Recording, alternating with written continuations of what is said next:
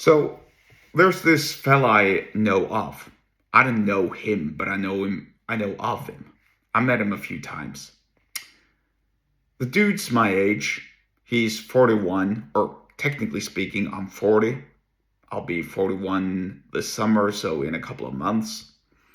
Now, contrary to this guy, I actually do possess a degree in civil engineering, for which I worked very, very hard for years and years and years. And trust me, nobody worked harder to get an average C on their curriculum from the university than me. Believe it or not, that C is an achievement, or those C's rather are achievements. Anyway, getting back to the point here. This fella is 41 years old. I think he's been studying on and off virtually for 20 years since he turned 21. I don't think he's finished either one of his degrees, or excuse me, I don't think he's finished any of his student programs that he started on. And so he doesn't have a degree. I know he shows up for these free dinners. Whenever there's like a free dinner or some tasting going on, he shows up. Probably because he can't afford, to buy some food. That's fair. We can all be rich, but we can all take advantage of the time window given to us. When I was a student, I knew that this was kind of like a finite window that I had to take advantage of. Now, if I'd started over again as a 21-year-old today, I'd probably still be studying actually because, well, engineering is still a very, very sought after profession, even in the age of AI, but I'd absolutely make sure to teach myself AI, especially with the accessibility that it has these days. Anyway, getting back to the point here. So this dude, is actually writing a blog, a political blog, and he wants his readership to follow him in his particular political direction. I'm not going to go into details because number one, I don't want to dabble with politics anymore except mocking and ridiculing anybody who does that because it's a shit show. The scene is just totally dumb, and people are just making a mockery of themselves in general when it comes to politics. So hard pass for me. But here's my point.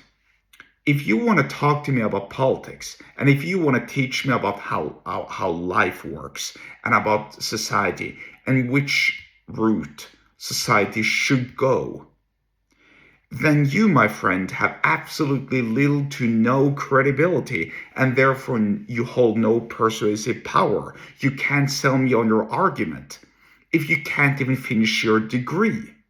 If you don't have a job, if you don't have life experience, if you've devoted the last 20 years to beginning a study, then stopping the study, and then being this eternal student, being socially immature, not even having a job, and you want to teach me about politics? You want to teach me about how life really works? You want to put yourself into the same category as, I don't know, really as a politician because you think you know how society should work? You just appear dumb. It's pretty much the same with it with a particular Swedish schoolgirl whose name shall not be revealed simply because I don't want to give more attention to this person than she deserves.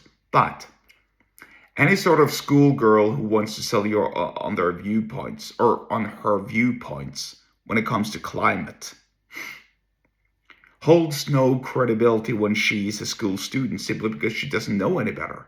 The only reason why people know of this person really and follow this person is because there is a massive media push behind her, because there are people with money there.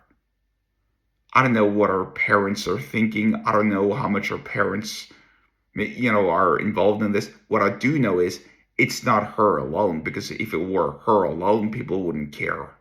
There is a massive propaganda machine behind her. That's why people are listening to her. That's why you see adult people lining up behind a schoolgirl preaching about the climate. Well, that lasted for about as long as there was peace. Then COVID came, then the wars came, then financial disaster struck, and now people don't really care. Which just goes to show you how much persuasive power she held. Practically not. Nada. That was one thing. Yeah, one more thing, really. So there's yet another guy with an actual degree in construction engineering who refuses to work because it's quote unquote boring and he'd rather hang around doing absolutely nothing. Which again means he holds no persuasive power. The bottom line is, if there's no accolades to your name, if you haven't done anything, if you haven't accomplished anything, if you don't have real-time experience, if you have no tangible proof of what you've done, don't try and sell me on your viewpoints because they hold no water. Think about that, especially when it comes to persuasion. If you want to learn more about persuasion, then get subscribed to my email list. The link to do so is in the episode description wherever you're watching and or listening to this, and I'll see you there.